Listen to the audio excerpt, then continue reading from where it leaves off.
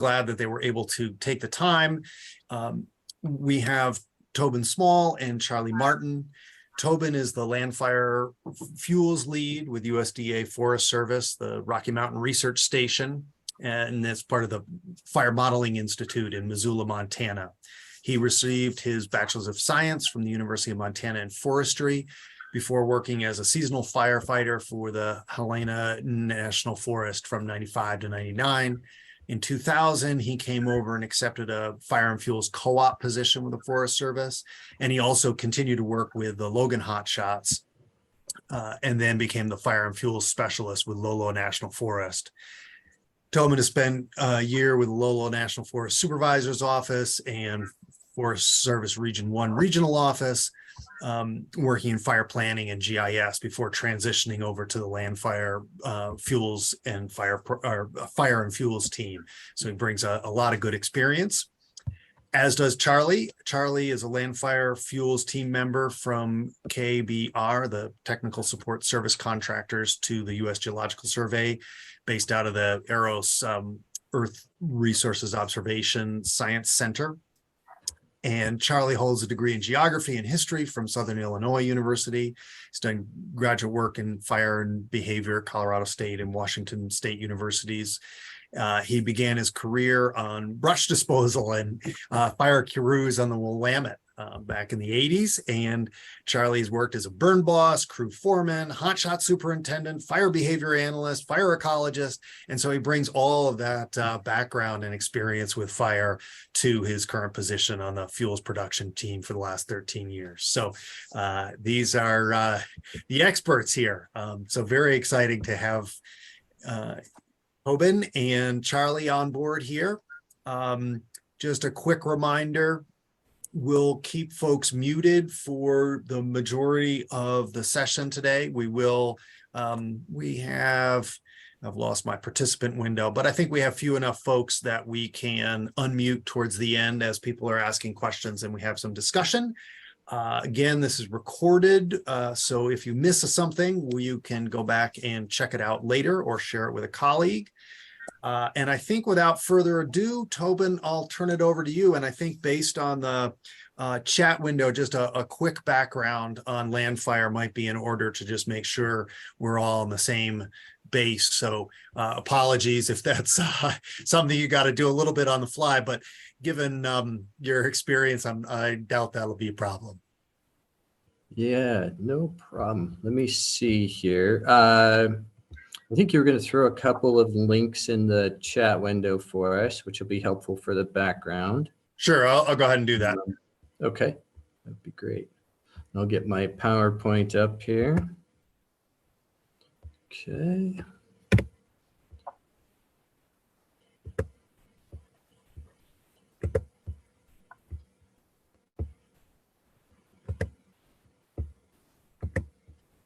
Okay, we should be seeing this in presentation mode now. Is that correct? Yep, looks great. Excellent. Okay, yep, I'm Tobin Smail. Some important links, will be thrown into the chat there. One of them is the LANDFIRE technical documentation, which should help out with a lot of questions that people have. You can download that and look through all the different processes for LANDFIRE. Another one is the landfire.gov site, where all of our a lot of documentation for LANDFIRE is posted. The data where you can download it in all the various different pieces. So vegetation, fuels, disturbance, the LANDFIRE reference databases, LANDFIRE events. I'm trying to think of all the things off the top of my head. I wasn't super prepared for an overview, so I'll just give you a quick recap. But basically what LANDFIRE is we distribute data across all lands, not just Forest Service or DOI or just private. It goes across all lands. So we're talking about the continental US, Alaska, Hawaii, Puerto Rico, all the Caribbean islands. I'm sure I'm missing a few in there. Some of the data that we do produce or that we distribute are like existing vegetation type, existing vegetation cover, height, biophysical setting. We'll talk about some of the fuel vegetation layers that we distribute, because we'll be mainly focusing on fuels today, and then a test, I guess, site, or which would be the Cook's Peak fire. And Charlie will show some far site simulations for that. We use a lot of plot data that we collect every year. There's a collection method that's used for LANDFIRE, and then it's all, I guess, put together in a large database that we distribute called our LANDFIRE reference database, and then we collect plot data and events data. So we collect events data from the FACTS, which is Forest Service, and NIFPORS, which should be I think DOI or BLM. Man, I am struggling trying to think of all the different products, but in general, LANDFIRE is basically an all lands project. So we're trying to give data to all people, all projects that can use vegetation, fire, disturbance. I think that generally kind of sums things up. But definitely look at that technical document, and also look at the LANDFIRE website. So let me get started here, and we'll focus in, like I said, mainly on fuels. There's really two things I'd like to talk about today that are really related to the Cook's Peak fire, and that simulation is the surface fuel, which is this section here. And what you really need to know about the surface fuels is that they were all derived from expert opinion. We traveled the United States showing fuel specialists how we modeled their surface fuels in the Anderson 13 and the Scott and Bergen 40 fire behavior fuel models. And we got their feedback in terms of, we asked questions like, if you have a certain vegetation type and you have a certain amount of cover and height, whether it be tree, shrub, herb, how would that burn? What would be the rate of spread? What would be the flame length that you'd expect to see? And then you'd equate that to a fuel model. So one of the things that people tend to get confused about is the Scott and Bergen models that we used, even the 13, we're talking about rate of spread and flame length. Now, if you look at them on the surface or look through the GTR, it gives you fuel loading models, right? Or fuel loadings for those models. What are the ones, tens, hundreds, 1,000-hour fuels for those in terms of tons per acre? We didn't actually model them in terms of the fuel loading on the ground. Like I said, we got feedback in terms of rate of spread and flame length. That was most useful for people to assign a fuel model. And then it also works better with the simulation models because they're looking at those things as well. So you want your simulation to be able to model more closely to what the fires did in terms of those rates of spreads, in terms of flame lengths, things like that. Okay. Secondly, the Canopy fuel, whoops, I got to go back one here.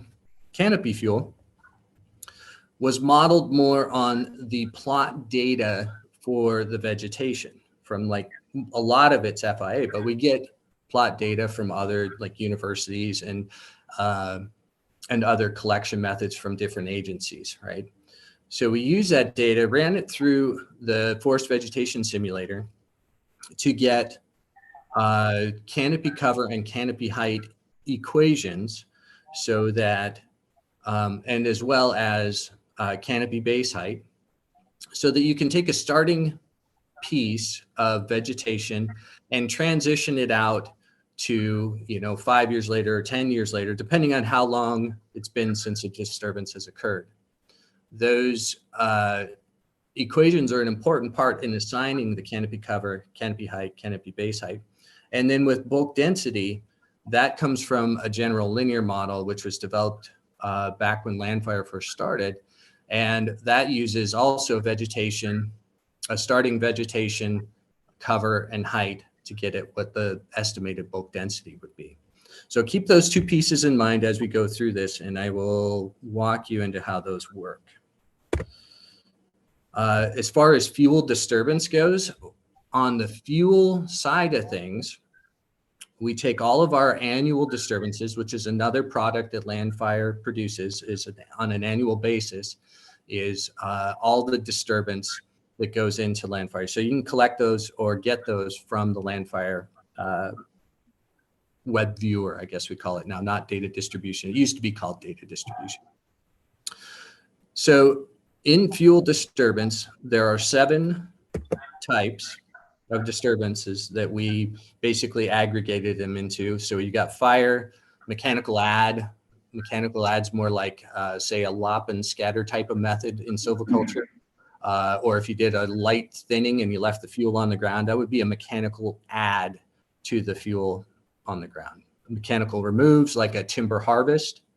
Weather would be like blowdown. Obviously, insect and disease is another important one. So like beetle kill. Mechanical unknown is an interesting one because it's where we've detected a disturbance in using imagery. Don't have, say, an actual event that was given to us from, say, FACTS, NIFPORS, or even other agencies or state or private. Sometimes they'll give us event type polygons that we can associate with our image detected part. Well, mechanical unknown is just image detected. We don't have a polygon associated with it. So a lot of times those tend to be private areas, not all, but they also tend to be a mechanical remove, like a harvest or something to that effect. Mastication, that's like, you know, using a mastication head to chew up all the fuels and rearrange them and put them compactly on the ground, you know, kind of like chipping or something to that effect. Okay, the next one is we have 3 severity classes, low, moderate, and high. What that means is a low is 0 to 25% reduction of above ground cover. So of shrubs or trees or herbs, right? Moderate is 25 to 75% reduction in cover. And then high is 75 to 100% reduction. And then we have 4 time since disturbance periods. So non-disturbed, meaning that there hasn't been a disturbance on that pixel for at least 10 years. There's a time since disturbance 1, which is the first post or the first year post disturbance. Time since disturbance 2 is 2 to 5 years post disturbance, and time since disturbance 3 is 5 to 10 year post disturbance. This is a flow chart of how the fuel vegetation is made. Now there's a difference between what existing vegetation type and fuel vegetation type. Okay, so existing vegetation type is what we produce with each update, and you receive that in continuous cover, continuous height, and then the ecological system existing vegetation cover types. Now, the difference between that and fuel vegetation is in fuel vegetation, the ecological systems are grouped a little bit more. Sometimes they're grouped by the life forms so that you can have herb, shrub, tree all in one ecological system. Sometimes in the existing vegetation types, those are separated out, right? In the fuel side, we want them all together because that's how we started building our fuel rule sets way back when in National LANDFIRE. Also, with fuel vegetation type, it is pre-disturbance vegetation. So if you had a disturbance in 2016, we put in vegetation back into it just prior to that disturbance occurring. And we do that by using the previous years of vegetation updates in LANDFIRE. So if we start out in this flow chart, we have our existing vegetation cover, EVC, existing vegetation height, EVH, and existing vegetation type, EVT. Okay. For non-disturbed areas, they all get binned. And I just realized my mouse is not showing things. Okay. They all get binned. So EVC gets binned into 10% bin covers. So 15 to 25, 25 to 35, so on and so forth, up to 95%. And that's for herb, shrub, and tree, but only for a single pixel. It can only be a herb, shrub, or tree for a single pixel. So it starts with a tree. If you don't have at least tree cover of 10%, then it goes down to shrub cover. And if you don't have at least shrub cover of 10%, then it's herb cover. And then if you don't have at least 10% herb cover, it could be barren, sparse, water, something like that. Okay. Same thing happens with the heights. But in fuel world, we try to bin these things so that we have fewer combinations, so that when we make our rules, which I'll show you later, we have fewer rules to make for the different fuel models and covers, or canopy fuel. Okay, so we got to this part, cover and heights binned, the non-disturbed areas are here. That gets put into the fuel vegetation cover, fuel vegetation height, and fuel vegetation type. Now for this next section over here on the left, these are all the previous years, and there's even a few more now that aren't in this flowchart, of updated of LANDFIRE vegetation updates. And then we add this other piece called the HDIST, which is history of disturbance. We combine those together in this next piece here. And this will be combined, they're all combined together so that we can develop a pre-disturbance vegetation layer. All that gets combined with the non-disturbed, meaning we take the pieces from the non-disturbed that are improvements, such as water, road, that. We combine all those together and then we add them to that last piece. So now we've got non-disturbed and disturbed, or pre-disturbance in fuel vegetation cover, fuel vegetation height, fuel vegetation type. So the reason for going to pre-disturbance vegetation is it gives us as fuel people some place to start, right? And then from that starting point, we can say, okay, if you have a certain vegetation and you have a cover and a height, and then you say that your fuel model, say a timber understory 5, right? Now we can ask the question, if you have a certain disturbance, how does that fuel model change? But you always have to have that starting point. You got to know how much fuel is going into this whole process, okay? All right, so this is how we make the surface and canopy fuel. We start with these pieces over here. We have biophysical setting, fuel vegetation cover, fuel vegetation height, fuel vegetation type, and the fuel disturbance. That all gets put into the LANDFIRE total field change tool.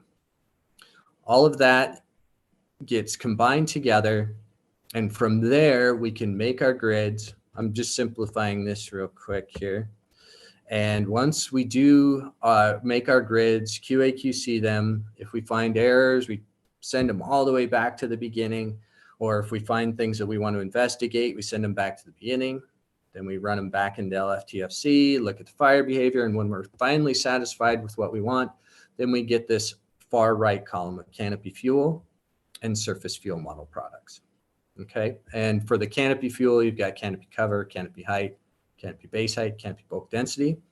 For the surface fuel products, we have the Scottenbergen 13, Anderson 13, Scottenbergen 40, the Canadian Fire Danger Rating System fuel types. We also produce fuel characterization classification system, fuel beds. And that leads me into this next slide. This is the LANDFIRE. This is a window from the LANDFIRE total fuel change tool. This is how we make our rules for how the vegetation turns into a surface fuel model. So if we look at this first piece, this is the existing vegetation or the fuel vegetation type.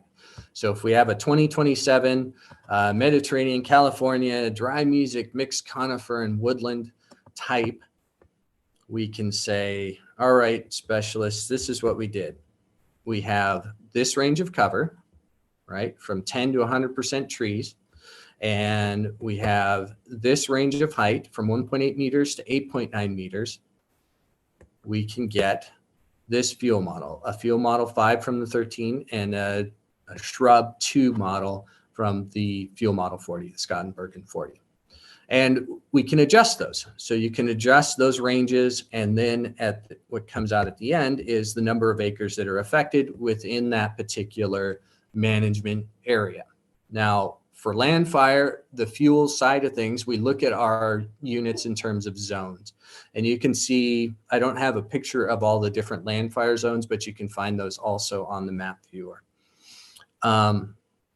But these are the different types of rules that we developed with the different specialists. And then this is the fuel model that's associated with them, and then the number of acres for this particular fuel vegetation type.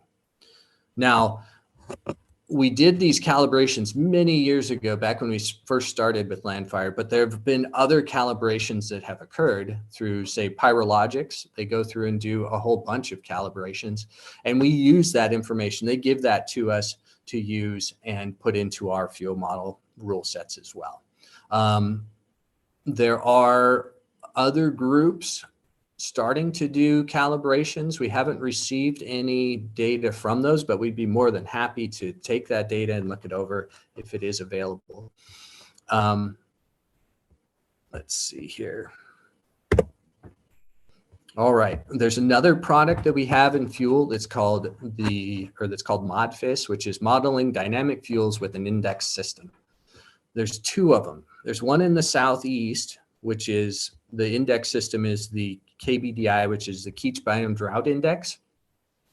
The nice thing about this system is LANDFIRE's done a really good job with something new that we're doing with this, and which is a daily update. And I believe that starts in January. Some of the people that are in the LANDFIRE world that are in the chat, you can throw something in there and tell me about, you know, it's not actually January, it's some other time or whatever. But if I remember right, I think it comes back online in January. And you can go into the map viewer and download your adjusted fuels by the drought index for that Southeast area on a daily basis if you want. They may not change daily, but if they do, then the fuel models will change. And there's 3 sets of fuels that it can change to as the drought becomes more severe. Okay. One that you'd probably be interested in, or more interested in with the Southeast side or Southwest side of things, is this, our other ModFIS product, which is modulated by the NDVI. And what we do is we take the NDVI, we produce an adjusted amount of herbaceous cover and in an increase or a decrease, so that you can get an idea of how things are progressing through the growing season. And we do this, we produce 4 of these products. I'll show you in the next slides when those are produced. And it has been proven to be really helpful to adjust the fuel models up or down, all the way from barren to sparse, all the way up to more volatile covers where we can add additional surface fuel models, such as from a GR1, if you're familiar with the Scottenbergen 40, you could be adjusted all the way up to a GR3, okay? But there's 4 different progressions. I think it's from non-burn to GR1, GS1, GR2 to GR3. And this is just another slide kind of showing where we model these 4 times a year through the growing season to help those that are doing fire modeling get an adjusted fuel model for this location. Let me see. Yep. Early spring, summer, and fall is when we produce those. And on the next slide, you can see how the area that we produce is kind of in orange here, and how that adjusts throughout the growing season. So we want to try to get a product out as early as possible so that people have something to model with So you can see we start collecting the NDVI in February 1st, and then we stop in April 20th so that we can get a product out roughly by May, the first week of May. The second one, you can see that we increase the modeling area further north for the spring. And this is out roughly the first week of June. And then by summer, we've gone further into our modeling into the north, and that comes out first week of July. And then we do a fourth modeling back in the southwest again, or just kind of that lower southwest location again. And that is, I guess, the first week of October. That would make sense. So those 4 products come out every year. I can't remember the exact date when we first started doing that, but definitely look into those. They can be some very helpful things. One of the things we get asked a lot about is if you've been using the fuels data, is we went to this term that was called capable fuels. We started that on our first update, which was remap 16. Came out in 2019, I believe. And people said, okay, what's capable fuels? This is confusing to me. Well, basically it's fuels that have been adjusted for the effective year of the analysis. So let's go into that, and hopefully I can explain what that means in this next slide. So if we look at when the last 4 productions have been or 3 productions for LANDFIRE, I put them on a timeline here. They are named by when the last disturbance was included in the fire history. So if the last disturbance included was 2016, we call that 2016 update, right? So it includes 2007 disturbances through 2016, and it's called version 200, right?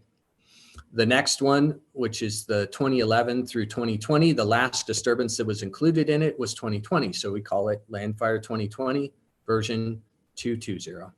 And then the same thing with 2013 through 2022, which is the last one we just produced. It's all out and available right now. And it includes disturbances up through 2022. So now let's look at another timeline here. This is a timeline of when they were actually produced. So 2016 wasn't actually produced on 2016. It was produced in 2019, okay? So what that means is initially when we were doing fuels for LANDFIRE, national all the way up through 2014 updates, we coded the disturbances so that if, say, you had a 2016 update, you had disturbances up through 2016, disturbances in 2016, the time since that disturbance would be a 1, meaning it was within 0 to 1 years, right? If it was 1 to 4 years before that, it was in that time since disturbance 2, 0 to or 1 to 4 years. The problem lies that it wasn't really a problem. People knew what they were getting because that's when the year was, or the update year. But we thought, okay, how could this be more helpful for people? How could they use this more in their disturbances? Well, if you have a 2016 disturbance, it's not all that helpful to call it the previous year when you're in 2019, right? Fuels have changed over that 4 years to where it's not immediately right after the fire, it's actually in 2019. So you can see that there's that difference in years there. So what we did, and this is just to remind me to tell you the issue is, there's been time since that disturbance. It's not if you code the disturbances according to 2016, then you're already 4 years behind, right? So what we did was we made capable fuel. All right. So now I've got this third timeline down here, and it says capable fuels 2019. Well, what is that? Okay. Well, you take the effective year of the fuels data, which is 2019. Say this would be the year that you were going to actually be using it. We produced it that year. You're going to use it that year. You want the disturbances in the, or the fuel in the disturbances to reflect that, that you're going to be using them in 2019, not 2016. So what we do is we adjust the time since disturbance. We age them out, right? We update the time since disturbance using the current year up here, 2019, and then we reassign the fuels to those disturbed areas. So we know that a 2016 fire in 2019 is going to react differently than if it was a 2016 fire in 2016, right?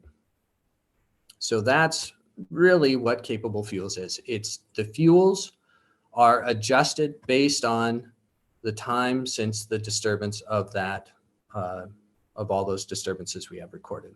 So we've done that a second time since remap, and then we produced that for the 2022 fire season. So we have capable fuels, or 2020 fire season, sorry. So we have a capable fuels 20. And then we went into another update, right? Then we had update LANDFIRE 2020 version 220. Now we have what we call capable fuels 2022 out here because the last disturbance that went in was 2020. We adjust the time since the disturbance. So we know a 2020 disturbance would be already 2-3 years old. So we adjust the fuel based on that. Now we call it 2022 capable. So it's usable for 2022. Okay. We don't actually add any more disturbances in. It's just capable for use in 22, right? We're still using the same disturbances. We're just adjusting the time since the disturbance and then reassigning the fuel. Okay. So now we're only a few years behind here. So if we go to our next piece in 2023, which is where we're in now, we just finished 2022. The exciting part is we're only a year back, which is perfect. It's where you want to be. You want to have all your disturbances in place for the year you're going to be using, which is 2023. We have all last year's disturbances from 2022 in there. Okay. So now we come straight down to the capable fuel line, and it doesn't say capable anymore. What does it say? It says fuels 2022. We don't need capable here, right? So now we're changing the naming of it. So now it doesn't say capable fuels. When you go on the viewer, it's going to be fuels 2022 because we don't need to do capable, right? So then the following year, we're going to start into our update 2023. It's only 1 year behind. We'll be producing it in 2024, which is perfect. We're getting disturbances all the way up through 2023. And now when you go down to capable, it's going to be called fuels 2023. All right. So how are you going to find those? So let's go to our LANDFIRE map viewer. We'll start with our 2016 stuff, and which you're probably familiar with. You go under 2016, remap, and it says, okay, fuels 2019 capable. We saw that on the previous slide. You could get all your capable fuel there. Then we went to a 2020 capable and get that there. Then when we had update 2020, which is version 220, you go under fuel capable or fuel 2022 capable, you get your fuel there. Well, now the next piece is we have a new update that just came out, and it's 2022. So with 2022 version 230, now you go into there and it doesn't say capable of any year. It just, because you already know it's part of LANDFIRE 2022, it's year 2023, you just grab your fuel there. So now when we go do an update for 2023, it's just going to have fuel in there. It won't have a capable tag on it. Okay. There's another piece to this, which is the LANDFIRE product services. Okay. And you can see here that when we were doing capable fuel, it had the different years next to, like, say, the fire behavior, Scottenberg and 40, it would say 2019, 2020, 2022. Now it's going to be back up in this piece here. It's going to be version 230, Fire Behavior Field Model 40, and it's just going to be right under Scott and Bergen Fire Behavior Field Models. And here's the website URL for it. So you can get to here, get data. You can find the LANDFIRE map viewer there, and you can also find product services there, which is a different way of getting there. I'm not going to go into it now, but it tells you how to use it if you want to go that route, which is really handy. I highly recommend using it. And that brings me to the end of my slides. I'll stop sharing.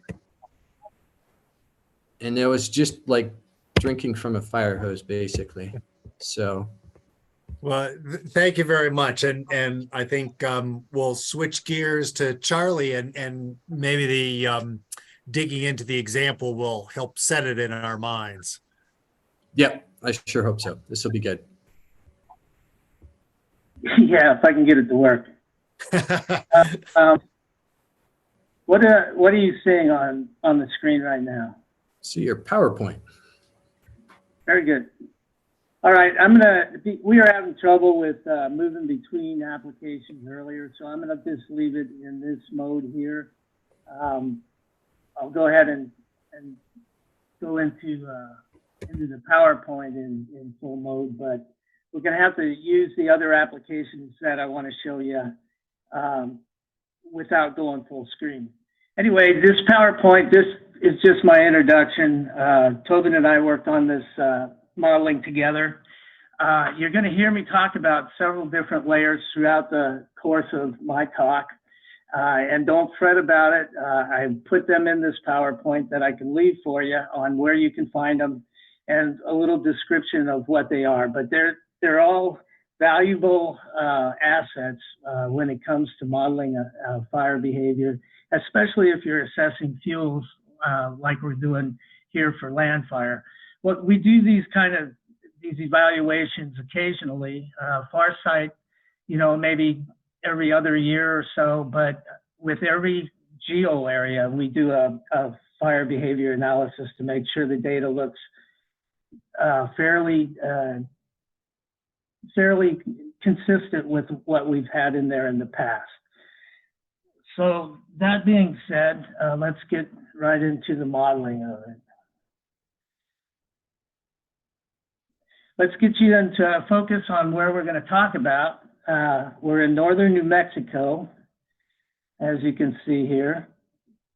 Are you guys seeing Google Earth? Yes. Hello? Okay. All right, so here we are in northern New Mexico.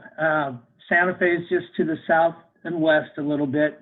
To the north is Cimarron and the Boy Scout Ranch at Philmont.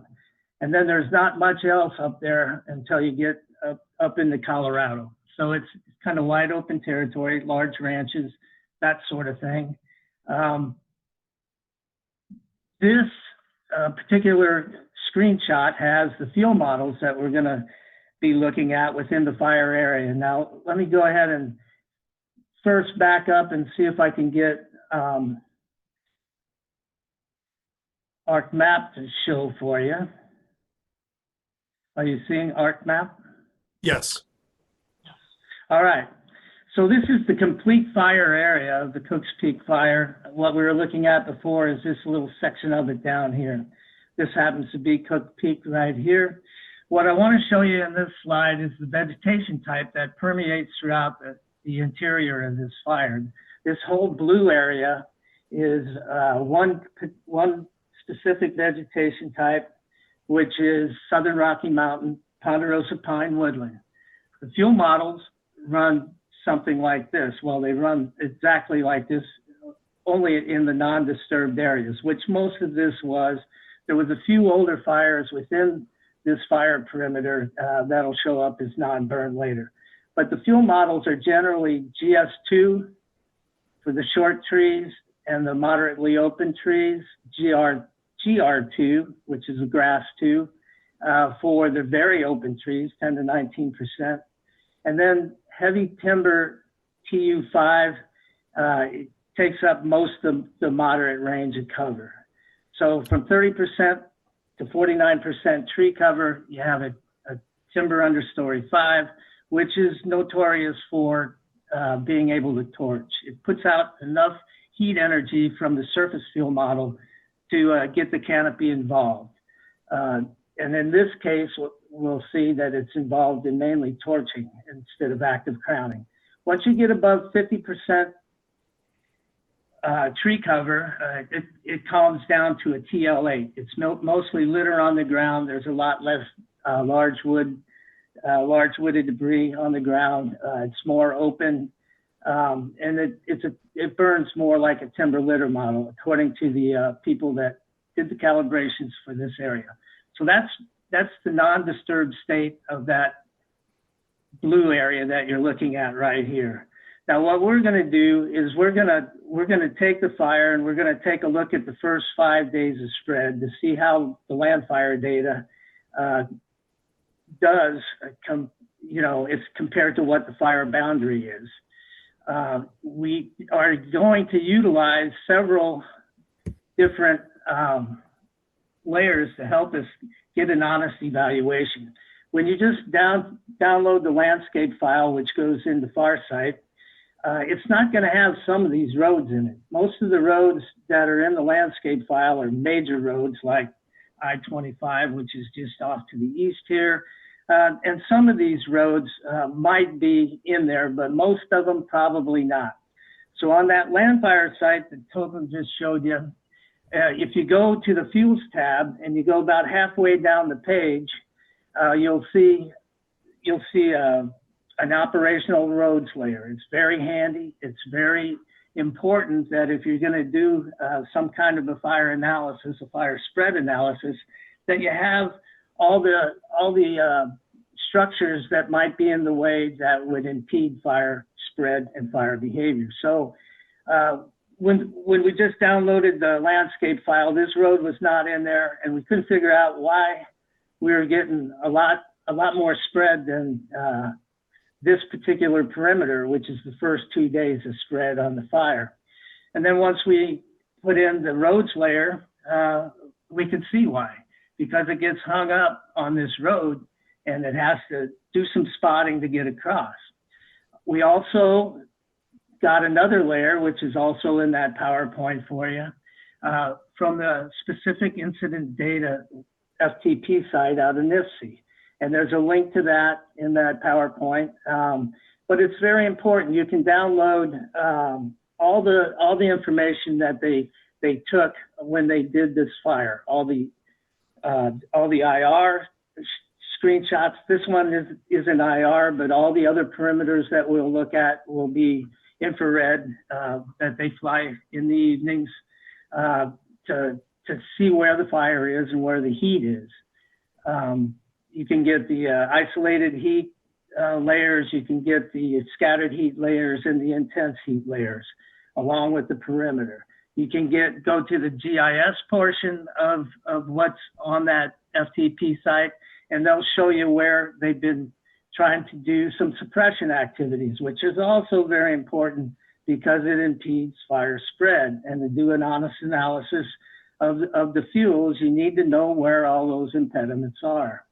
As you can see in this particular portion, it was early on in the events data of the incident, and they only had these 2 little tractor lines out here, and they weren't connected. And so when we would do our runs, once we got the roads in there, we got everything in there, when we'd do our runs, it would come right through this little hole, which is not in the final perimeter. So when you look at a couple of days later in the events data, you'll see that they close this gap. They hold the fire at this particular point or this particular line running north and south here.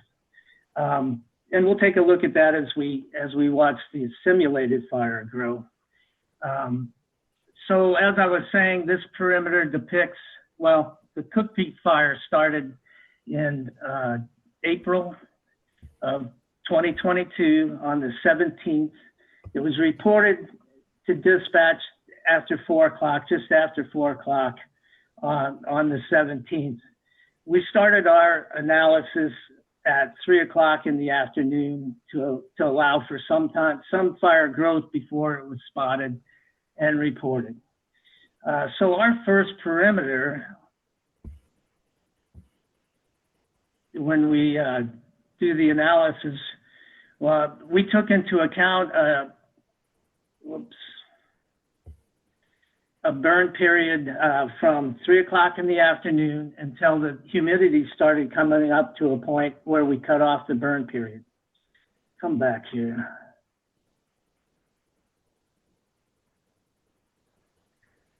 So this is what we ended up with as far as spread for the 17th. Now this perimeter data that you're looking at here is for the 17th and the 18th. And it's hand drawn, it's not IR. So people that were out on the fire, they were saying this is where the fire is at. This little neck that runs to the north is a little bit hard to understand. And I'm not sure exactly, you know, how accurate that is. But anyway, that's the perimeter that we're shooting for and that we'll shoot for in the very next day as well. Mostly this fire and this vegetation type that permeates throughout the fire is fuel model TL8, which is this bluish green color. If it's bluish green, that's the way I see it. And the darker color is TU5. As you come up to the mesa tops, this brown color is the GS2 that's involved in that vegetation type, and the orange colors is the GR2. There's several different vegetation types that contribute to that GR2, not just the ponderosa pine one that we looked at the rule set for, but also there's some subalpine meadow vegetation types up here as well that contribute to that GR2. The GR2 is the greener color, I do believe. I could check the legend. But the ones that you really want to track in this evaluation are the timbered areas that are actually contributing to the fire spread through spotting, because that's what this fire travels with, is with the spotting that's occurring from the torching in the trees. So you can get a complete list of the fuel models that are located in here and all the vegetation types, and I can add them to that PowerPoint if you're interested. So the first day, the 17th, we run out to about, I believe it was 2100 when the humidity started to come up and the temperatures started to go down. And once humidities get to that point where they're, you know, in the mid 20s or so, and the temperatures dropping into the 50s, it's, you know, the fire behavior is really going to settle down. It's April after all. So what we did in order to try and match the 2-day perimeter, we did a second day run. And it brought our simulated fire out fairly close to where their hand-drawn perimeter is. The only really excessive area that overpredicts in this particular run is the southern end, and we had trouble with that all the way through, as far as not conforming to what the fire did, but there's several reasons for that, I believe. This line here that they were using for an anchor point, later on in the events tab, you can see where they took a cat line out to this meadow area out here, this meadow complex. And I believe originally they were able to hold the fire along that line until it got established out this way and cooled off in here to where it wasn't going to spot down into here. So mainly the fire just went this way. But anyway, you'll see throughout the 5 days that we project here that this south area is going to continue to burn over into this portion of the landscape. And, you know, it eventually does, but not within the 5-day period that we're looking at. So, you know, all in all, if you're evaluating land fire data, I would say the points of concern on where this fire is probably going to go, we're hitting pretty close to where we need to be. The front of the fire is out into here, and we're pretty close. I don't like to underestimate, and I don't like to overestimate. I'd rather overestimate just a little bit, especially if I'm doing some kind of evaluation in an operational sense. You want to try and overestimate, but not to the point where you scare everybody to death. You want to overestimate to give operations people time to get their work done and feel fairly safe about it. So we'll take a look at the next 2 days. The very next day that we ran in the simulation, well, let me put up the perimeter for the next 2 days. The next perimeter we get is this one here. They didn't fly IR and nobody drew it on the 19th. This comes in at on 4/20 at about a little bit after midnight. This IR shot comes in. So this is the next perimeter that we're trying to evaluate the field data against in terms of fire spread. Our 19th looks like this in terms of fire spread. Oops, wrong one again. So that's the 1 day, and you can see where this is going to go right through that little hole there. And it eventually does, but what we did for this analysis is we saw that they held the fire here, and so we buffered this. We didn't buffer it, we barriered this to a point where it couldn't escape through this little hole. And in our final projection, it'll follow pretty close to the barrier, which is the actual place where the fire where they held the fire. To come up to this particular perimeter, we'll take a look at our 4th day spread. Whoops, wrong one. So we're pretty close up here in terms of where the fire is really heading. It's starting to go in a more northerly direction. So the winds are generally shifting to a southwest direction from the northwest and the north that they had been blowing. For the weather evaluation in this assessment, we looked at 5 different remote automated weather stations that are in close proximity to the fire. The link to where you can get data from those raw stations is also in the PowerPoint that I'll leave behind for you. But we ended up using the Truchas station. The Truchas station, which is just off to the southeast of the fire here. The closer one was Bartley, but it had really different wind speeds than we thought were going to occur on this fire. Truchas had the wind speeds.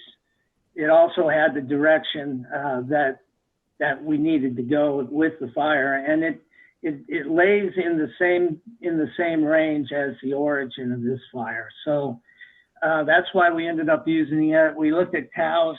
It's up on the divide, and it was very windy.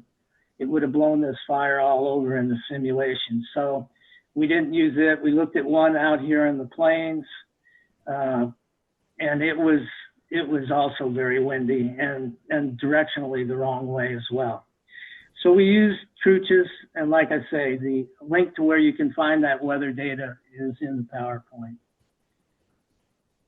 So once you get to a point when you're doing these evaluations where you get 4 and 5 days out on a fire and you're going along fairly well, you know, there's really no sense in doing the rest of the fire if you think you can pretty well match where the perimeters go. The last perimeter that we took a look at would be on the 22nd at 06:30 in the morning. And it's the yellow line that goes up to the north a bit.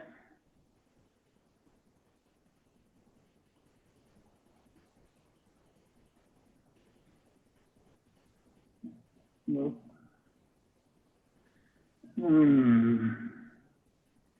And again, the south area is going way further than we'd like it to, and we'll take a look at that in a minute. The simulation that we ran to match this particular perimeter, and you can see this road up here is going to be an impediment, and it does get hung up along that road for a certain amount of time. If you come in real close and look at the spread lines, you can see they're bunched up in here, and then spotting occurs and it's able to travel across that road. The same thing happened in this road down here we were looking at earlier. This was our projection against this perimeter here. It over-predicts a little bit all the way around, just a very little bit on the top end. Of course, the south end is a long ways away from where we'd like it to be. But I believe, you know, the very first night, we had some northerly winds, and we got some spotting activity down there, and it just never gave up after that. Let's take a look at where some of those spot fires are. This is fairly early on, but this is where Farsight projected the spotting to occur. And as you can see, that's where it gets hung up on this first road until it spots across. And then you start getting these waves of frontal fire going. The same thing occurs on this road up here to the north. I'll have to get a different spot fire map from a later date.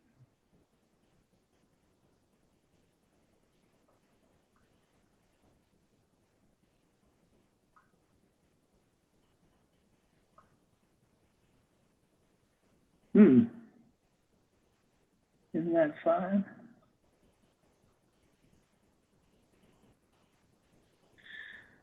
I guess I don't have one in here in Google. I don't have one late enough to show it getting across this road in Google. We do have that in Flam Map though.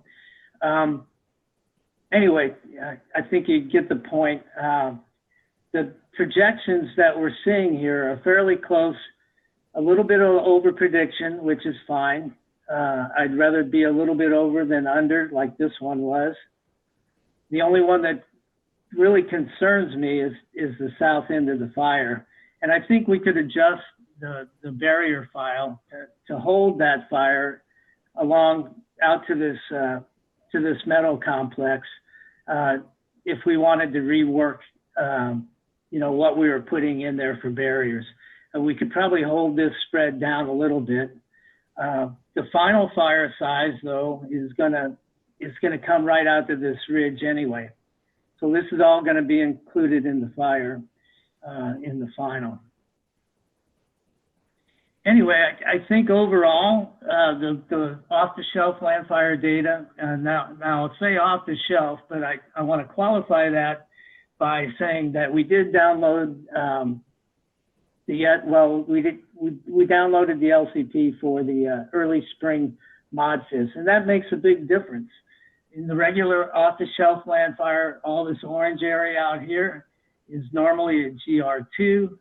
In this particular version of the ModFIS data, it is lacking in herbaceous cover, and the fuel model ended up being a GS1. And that makes a big difference for when it comes off the mesa tops and out of the foothills down into the plains. You don't want a run of real thick grass burning heading toward you when you're operating a dozer out here. But if you have something that's going to burn like a GS1, it's pretty easy to put tractor line in and hold the fire. So there was some changes there. There wasn't much change to the upper elevation meadow areas. They remained the GR2 in most instances. So in that particular ModFIS landscape, but it was very, very handy to have the ModFIS for the final extent of the fire. And it was also very important to have that operational roads layer and the incident specific data to show where the impeded, to show where areas that are going to slow and stop the fire, we can emulate that within the program and not have fire running all over the place when it's been impeded by something. So those would probably be the important points. You want to make sure that you can get all the data, that type of data that you can find before you run your simulation, to make sure you have it on hand. We'll just take a look at the final fire size and SLAM map, if I can find it. And Charlie, while Charlie's pulling that up, I know some people are going to have to drop here soon. Yeah, that's what I thought. I was trying to get through it. I'm going to launch the poll so folks can fill that out in the background as we sort of move towards. I think we'll hit 1 or 2 questions here, but please do fill out that poll before you drop. But go ahead, Charlie. Sorry. No problem.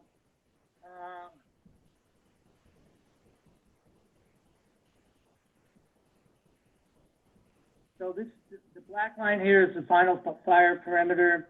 This is our 5-day spread.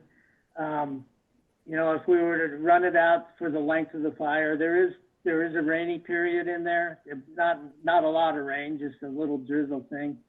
But I'm sure we would have been fairly close to hitting the end point well enough with Farsight. We would have had to strengthen these barriers over here for once it comes off the mesa to make sure that it wasn't going to run out into the plains very far. But that had been done in the events data. So this final fire line out here held it in here and in here where we snuck out originally and then reinforced the barrier there. And the final fire size also includes what we over projected for the southern spread of the fire. So in a nutshell, you know, just off the shelf kind of LANDFIRE data can get you in the ballpark. It can definitely give you good information to pass along to the operations people, especially stuff like this southern area it's not burning in their mind because the fire is going this way, but it has great potential to do that. So that should clue you in as to what to make them aware of. The idea that spotting is carrying the fire is pretty obvious once you look at all the spot fires that are occurring from torching. The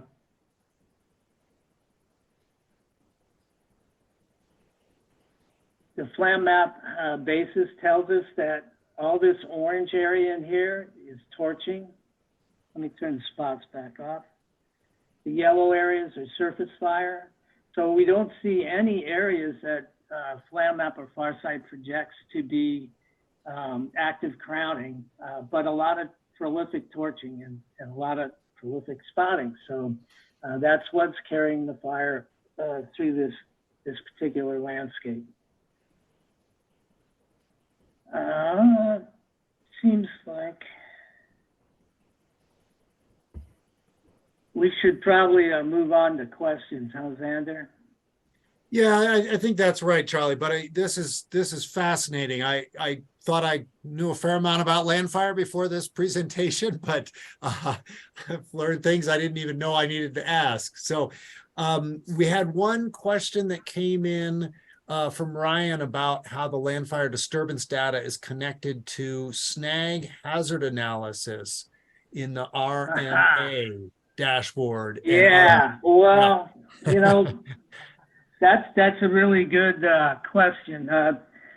There's most of the work that's been done on snag deterioration. I don't know. It depends on where you're at and where your snags are located. But if there's snags that were developed or recruited in previous fires, like where I live currently on the west side of the Cascades in Oregon, those snags can be around a long time. If you look at the research and all the models that they have for the snag fall, those should all be down, but they're certainly not. And there's a lot of fires down in my old stomping grounds that you can go out there, and that's the reason that the tactics on more recent fires have been way back away, far away, is because of all the snags that are still standing from the fires that we had in the 80s and 90s. And most modeling will show that those snags would be down by now, but they're not. Yeah. The snag research that Karen Riley put together, which I think is in the RMA, the LANDFIRE data that was used to produce that was all the LANDFIRE vegetation data. So it was all the plot data was imputed from that, and then Karen Riley developed her snag layer from that. So I guess that's kind of a progression as well from LANDFIRE Yeah, too. you know, and I haven't had a chance to really look at that. I did talk to somebody about it on, I can't remember what call it was, but they had a recent fire down on the Willamette, and I suggested that the reason they took the tactics they did was because of the Warner Creek fire and the snags in it.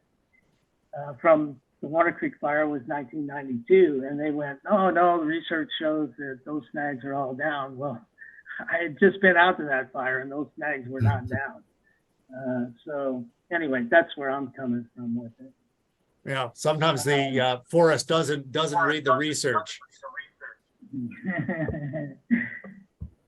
Well, so one thing I did want to show you though, that because they did tie this back to how it's used as far as disturbance goes in the future LANDFIRE data, I wanted to show you what we came up with, or what has been come up with for the severity of this fire.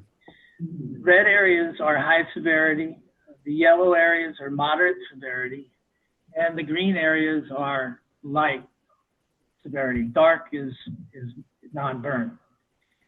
So that makes a big difference, you know, when we're transitioning fuel models. Since we do have a TSD1, a time sense disturbance 1 now in the data, these high severity areas are going to be pretty non-burnable for that first growing season in our fuel model transitions.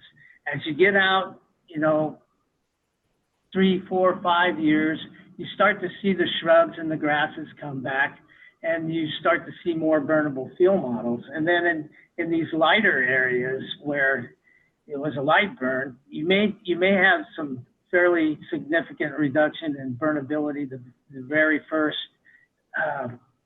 growing season after the fire, but it comes back relatively fast and usually ends up being back to the same fuel models, and not that it was before it was non-disturbed by the time you get to the third time step. Time steps, I think Tobin went over it, but we now have a TSE1. This is the first version of the data that has a time sense disturbance 1 that looks at that first growing season. Then we have a time step 2, which looks at 2 to 5 years after the disturbance, post-disturbance. And so we would usually look at that, you know, that second and a half growing season, halfway through the second growing season, or in some cases, maybe the third growing season, if we knew it was an area that came back slowly. The third time step is from 6 to 10 years out post-disturbance. And so we usually look at something around the 7th growing season or the 8th growing season. Now that changes depending on what geographic area you're looking at. In the Southeast, it returns much faster. In the southwest, depending on weather, it could take a while to get vegetation growing back to the state that it was prior to the disturbance. So anyway, this is the FDIS from this most recent version of the LANDFIRE data, which includes the Cook Peak fire, because it was a 22 fire. So it's involved in our data for this year. So that's a first, being able to look at a disturbance this soon after it happens and have severity assigned to it. And also the time step one field model is a new thing for this particular version of the data. And that's pretty much what I wanted to wrap up with. So is there any other questions? I think we're probably at time. Oh, I would think so. And I'm going to go ahead and we had a little echo there. I'm just going to mute so we can wrap up here. Thank you both so much for really digging in deep. I think the overview and then the example really helped bring it home. And as I say, I learned a lot about some of the key parameters to make sure you input, such as the barriers, the operational operational lines, etc. We put some emails both for Charley and Tobin in the chat window, and we'll follow up with that PowerPoint presentation that Charley mentioned with some other resources. And as I say, that this will be recorded, so we'll have it online in case there are a lot of details in here in case you missed something. So thanks again, Tobin and Charley. And with that, we'll wrap it all up. All right. Thank you. Appreciate it. Thanks, everybody.